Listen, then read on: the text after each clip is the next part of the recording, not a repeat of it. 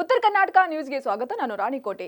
ಪಂಚಮಸಾಲಿ ಸಮುದಾಯವನ್ನು 2Aಗೆ ಸೇರ್ಪಡೆ ಮಾಡದಂತೆ ಕರ್ನಾಟಕ ಪ್ರದೇಶ ಕುರುಬ ಸಂಘದ ಅಧ್ಯಕ್ಷ ಗುರುನಾಥ್ ಪೂಜಾರಿ ಒತ್ತಾಯಿಸಿದ್ದಾರೆ. ಈ ಕುರಿತು ಸುದ್ದಿಗೋಷ್ಠಿ ನಡೆಸಿ ಮಾತನಾಡಿದ ಅವರು 3B ಪ್ರವರ್ಗದಲ್ಲಿ ಬರುವ ಪಂಚಮಸಾಲಿ ಸಮಾಜವನ್ನು 2Aಗೆ ಸೇರ್ಪಡೆ ವಿರೋಧಿಸಿ ಹಾಗೂ ಜಾತಿ ಜನಗಣತಿ ವರದಿಯನ್ನು ಅಂಗೀಕರಿಸಲು ಆಗ್ರಹಿಸಿ ಬೆಳಗಾವಿಯ ಸುವರ್ಣಸೌಧದ ಎದುರು ಬೃಹತ್ ಪ್ರತಿಭಟನೆ ಹಮ್ಮಿಕೊಳ್ಳಲಾಗಿದೆ ಎಂದು ತಿಳಿಸಿದರು.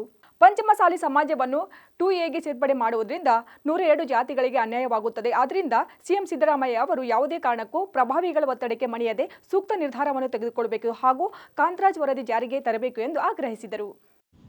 ಈ ಹಿಂದೆ ಚೆನ್ನಪ್ಪರೆಡ್ಡಿ ಆಯೋಗ ಆಗಿರ್ಬೋದು, ಅವನೂರು ವರದಿ ಆಗಿರ್ಬೋದು, 2002ರಲ್ಲಿ ಬಂದಂಥ category list, category 1, category 2A, category 3A, category 3B ಅಂತಕ್ಕಂಥದ್ದು ಏನು ವರದಿಯ ಮುಖಾಂತರ ರಾಜ್ಯ ಸರ್ಕಾರದಲ್ಲಿ ಕ್ಯಾಟಗರಿ ವೈಸ್ ಇವತ್ತಿನ ದಿವಸ ಮೀಸಲಾತಿಯನ್ನು ಕೊಡ್ತಾ ಇದ್ದಾರೆ ಅಂತಕ್ಕಂಥದ್ದು.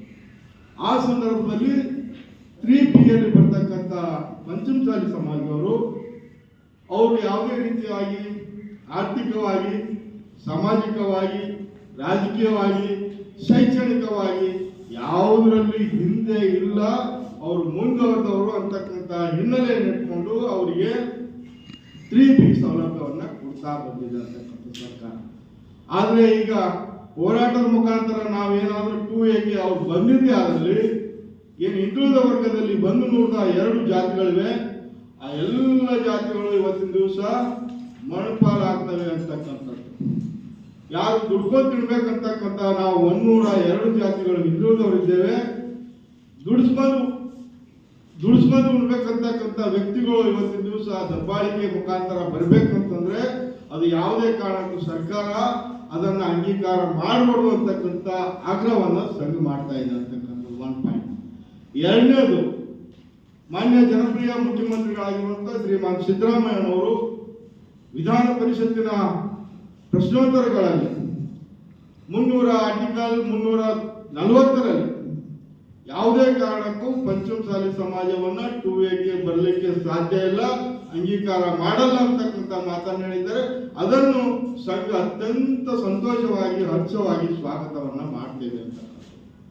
ಇನ್ನು ಮುಂದುವರೆದು ಇವತ್ತು ಸರ್ಕಾರ, ಮಾನ್ಯ ಮುಖ್ಯಮಂತ್ರಿಗಳು ಸಿದ್ದರಾಮಯ್ಯನವರು 2016ರಲ್ಲಿಯೇ ಈ ರಾಜ್ಯದ ಎಲ್ಲಾ ಜನರ, ಪ್ರತಿ ಕುಟುಂಬದ, ಇವರು ಬಡವರಿರಲಿ, ಬಗ್ಗಿದ ಶ್ರೀಮಂತರಿರಲಿ, ಮಧ್ಯಮ ವರ್ಗದವರಿರಲಿ, ಏನು ರಾಜ್ಯದ ಪ್ರತಿ ಕುಟುಂಬದ ವರದಿಯನ್ನು ತಗೊಳ್ಳೋಕೆ ಜಾತಿ ಜನಗಣತಿ ಅಂತಕ್ಕಂಥದ್ದು ಕಾಂತರಾಜ್ರವರ ಅಧ್ಯಕ್ಷತೆಯಲ್ಲಿ 2016ರಲ್ಲಿ ಒಂದು ಆಯೋಗ ರಚನೆ ಮಾಡಿ ಸುಮಾರು 167 ಕೋಟಿ ರೂಪಾಯಿ ಖರ್ಚು ಮಾಡಿ 75ಕ್ಕಿಂತ, ಪ್ರತಿ ಕುಟುಂಬಕ್ಕೂ 75ಕ್ಕಿಂತ ಹೆಚ್ಚು ಪ್ರಶ್ನೆಗಳನ್ನ, ಮಾನದಂಡಗಳನ್ನ ಅಧ್ಯಯನ ಮಾಡೋದ್ರ ಮುಖಾಂತರ ಈ ಕುಟುಂಬ ಆರ್ಥಿಕವಾಗಿ ಇಷ್ಟಿದೆ, ಈ ಕುಟುಂಬ ಸಾಮಾಜಿಕವಾಗಿ ಹೀಗಿದೆ, ಈ ಕುಟುಂಬ ಶೈಕ್ಷಣಿಕವಾಗಿ ಈ ರೀತಿಯಿದೆ, ಇಷ್ಟು ಜನಸಂಖ್ಯೆ ಇದ್ದಾರೆ, ಈ ರಾಜ್ಯದಲ್ಲಿ ಬಡವರು ಇಷ್ಟಿದ್ದಾರೆ ಅಂತಕ್ಕಂಥ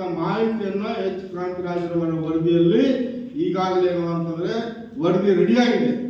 ಆ ರೆಡಿಯಾದಂಥ ವರದಿ ಕಳೆದ ಮಾರ್ಚ್ನಲ್ಲಿ ಜಯಪ್ರಕಾಶ್ ಹೆಗಡೆ ಅವರ ಅಧ್ಯಕ್ಷತೆಯಲ್ಲಿ ಕಳೆದ ಮಾರ್ಚ್ನಲ್ಲಿ ಏನಂತಂದ್ರೆ ಸರ್ಕಾರಕ್ಕೆ ವರದಿ ಸಲ್ಲಿಸಿದ್ದಾರೆ ಅಂತ.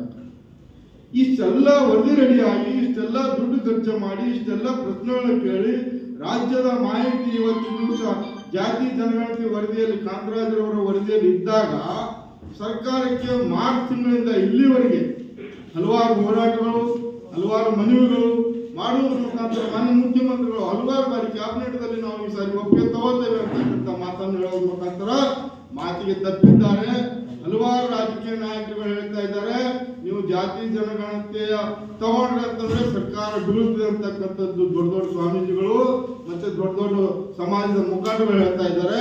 ಇವತ್ತ ನಾವು ಹೇಳ್ತಾ ಇದ್ದೇವೆ, ಸಮಾಜ ಹೇಳ್ತಾ ಇದೆ, ನೀವು ಸರ್ಕಾರ ನಿಮ್ಮ ಅಧಿಕಾರ ಇರ್ತದೋ ಇಲ್ಲೋ ಗೊತ್ತಿಲ್ಲ, ಆದ್ರೆ ಜಾತಿ ಜನಗಣತಿ ಮಾತ್ರ ಕೂಡಲೇ ಅಂಗೀಕಾರ ಮಾಡಲೇಬೇಕು ಅಂತಕ್ಕಂಥ ಆಗ್ರಹವನ್ನ ಇವತ್ತು ತಮ್ಮ ಮುಖಾಂತರ ಹೇಳ್ತಾ ಇದ್ದೇವೆ.